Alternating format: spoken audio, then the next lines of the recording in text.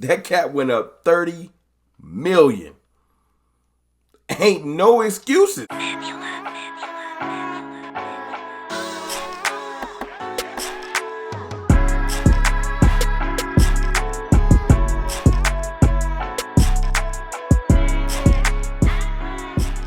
Good people, it's your boy Mr. Rome, Cowboys fan talk, right back. Like I never left. What's up with y'all, man? How are y'all feeling? Me? I'm feeling phenomenal because the salary cap jumped 30 million. Let's get straight to it. First of all, happy Friday. I appreciate y'all. Hope y'all appreciate me. Thank you for the support. Thank you for all the love. We heading towards 25,000 and we moving fast. You want to join the team, the cartel, hit the subscribe button. Keep doing what y'all been doing. I appreciate y'all. 30 million. 30 million. That's a jump. Now, I thought it was going to jump. It always jumps. But 30? First of all, we should probably all be saying thank you to Taylor Swift. That's first. I don't know if that extra coverage helped jump. I don't know what it did. But look, listen. 30 million is 30 million. And right now, I know you're like, why are you so hyped, Rome? We in the red. We 8 million down. I think it's around 8 million. I'll put the number on the screen. That's fine. That's fine. Because, listen, there are things you can do, i.e. extend Dak Prescott. But we will get to that. We're going to talk about that. We're going to talk about the craziness going on in Cowboys Nation. I wanted to start off with some positivity, man. It's Friday. It's going to be a great weekend. I'm going to go live tomorrow. We're going to talk about all this stuff as a family. But right now, I just wanted to put the facts on the table. There's a lot of things you can do really quickly to get back in the green and start enjoying the fruits of your labor. First and foremost, you can restructure Trayvon Diggs. You can restructure Zach Martin. I think restructuring Trayvon Diggs will give you around 8 to 10 million. I think we gonna go off the cuff. I've been reading some things, and this is just giving you a synopsis of how we can get into the green and up above to make some signings. Yes, make some signings. You know what I'm saying? Extending CeeDee Lamb brings a lot of money to the Cowboys. That's another 20 something million. So just Dak Prescott and CeeDee Lamb, I think will open up around 40 to 50 million. You restructure Zach Martin, that's another 12. You can get, and this is just off the cuff. I know you're like, you just throwing numbers out there like you know. I don't know. I'm not a capologist, neither are you. But I think my rough numbers are close. I think if you restructure and give extensions to Dak and CD, you can get to, because extending players actually opens up money, you can get to roughly around 50 to 60 million. That's without doing any other restructures or anything like that. That has nothing to do with cutting Michael Gallup, which will give you post-June 1st money and stuff like that. This is just moving things around. That's dope. That is dope. We can work with 50 to 60 million because realize this. We're not working with an empty cupboard. We're not trying to fill the entire defense like our rivals up there in Philly. No. We don't gotta fill. We don't gotta go find a new edge rusher because one of our edge rushers wants out. We don't gotta go get the whole linebacker core, even though we do need new linebackers. We have more depth and they don't have no linebackers. We at least have our depth. We have our corners in place. All pro, Deron Bland. All pro, Trayvon Diggs. We'll bring back Gilly. We have our corners in place. We'll probably bring back Jordan Lewis. Our secondary's in place. Multiple safeties. They got to go get safeties too. And they don't like one of their corners. There's a lot of stuff going on, but we'll joke on them at another time. My point is, the cupboard ain't completely bare. You open up 50, 60 million. If you open up 50, 60 million. Now, they probably won't spend all of it because the Cowboys like to roll some over. They'll be like, hey, we can use some of this money towards Micah. You know how them things go.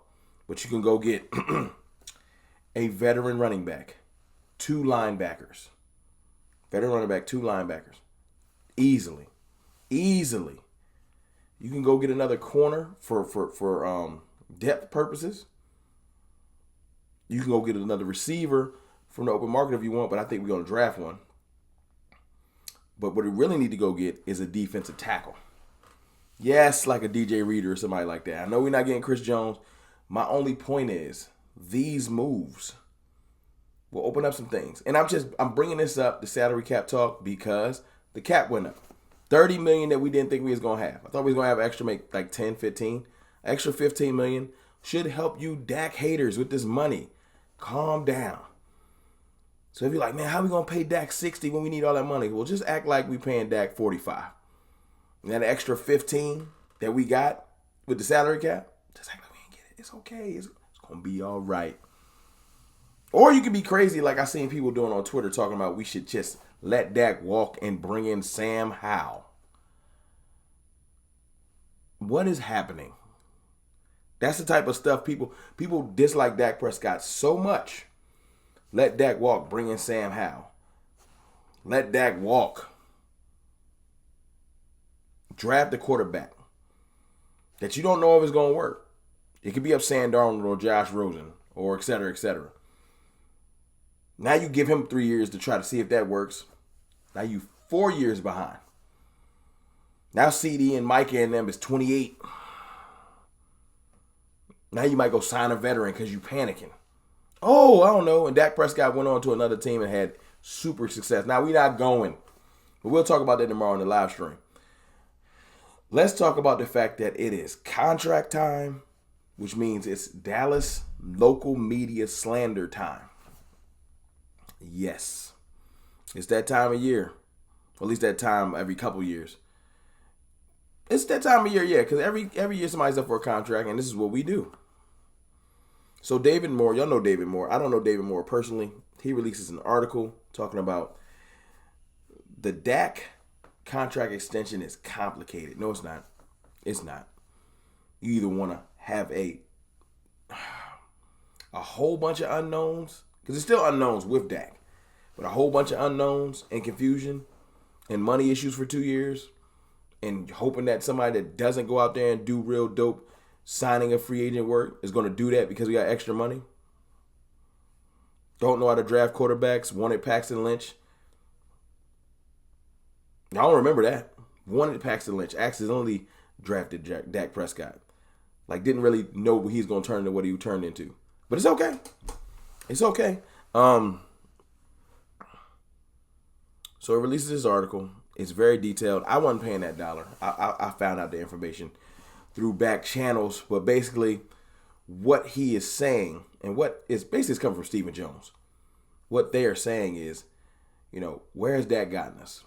It shows like playoff results, and it highlights that, we haven't gotten a certain place, and it highlights the money and what that can do to the cap, and just a bunch of stuff that I'm like, okay, this is what you do to your all-pro, second team all-pro, led the league in touchdowns quarterback, broken multiple Cowboys records, 12-5 3 years in a row, even though Cooper Rush is responsible about 4 or 5 of those wins. But my point is, this is what you do. You want to denigrate and hate on him right now because you think somehow that this is going to make him come to you and give you a discount. Ed Warder actually tweeted out something earlier. I said Ed was spitting. He said, do you remember that you franchised Dak Prescott 2 years in a row? That doesn't happen to any other franchise quarterback. Please let me know one that's on the same team. It happened to Kurt, but Kurt is a Viking. Nobody that believes in their quarterback does that to the quarterback they believe in. But our front office don't like Dak Prescott. They don't believe in him. They just deal with him. It's kind of funny. It's like every time they bet against him, he goes out there and holds it down. So this year, I expect Dak Prescott to play phenomenally because the front office is betting against him. And he usually makes them pay. But it is what it is, man. It's the predicament that we're in. That's our turmoil that we in. Our front office don't like our starting quarterback. And it's always beef because they don't want to pay him. But they need to pay him to field a good team. Because the Jones family ain't got the nuts to just stomach being mediocre to trash for the next 4 years because you don't know what's going to happen.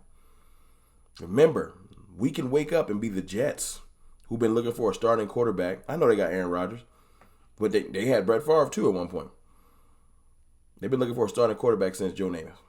The Browns, they haven't found a starting quarterback. It's plenty of teams that just never got right. Washington been looking for a starting quarterback since Doug Williams. Like, I'm letting y'all know right now. Sometimes the grass ain't greener. It just ain't greener. But it's okay. It's okay. Some of y'all just don't know better, so y'all going to continue to hate. I'm used to y'all. It is what it is. It's a part of being a Cowboys fan, Cowboys content creators. It comes with the Dak Prescott hate. Or you hate Dak Prescott and that's your content. But look, I'm excited about the salary cap. I feel like it's 100% going to open up some things for us. I think we can go get our defensive tackle. We can go get a couple linebackers, and we can set ourselves up. And a veteran running back. That's my 4 people wish list. D tackle, 2 linebackers, veteran running back. And then it opens up this draft so perfectly for us. But look, that's just my thoughts. Y'all let me know how y'all feel in the comments about the cap going up. Let me know how y'all feel in the comments about the fact that this time of year, the hate for Dak Prescott or players that are up for contracts just kind of come out. The only player that seems to have dodged that because they've been hating on Micah. Yeah, they've been hating on Micah. I haven't heard them hate on CD Lamb yet. But we're going to see. The offseason is young. It's your boy, Mr. Rome, man. I appreciate y'all. I love y'all. I see y'all tomorrow for the live stream around, let's say 8:30 p.m. Eastern Standard Time.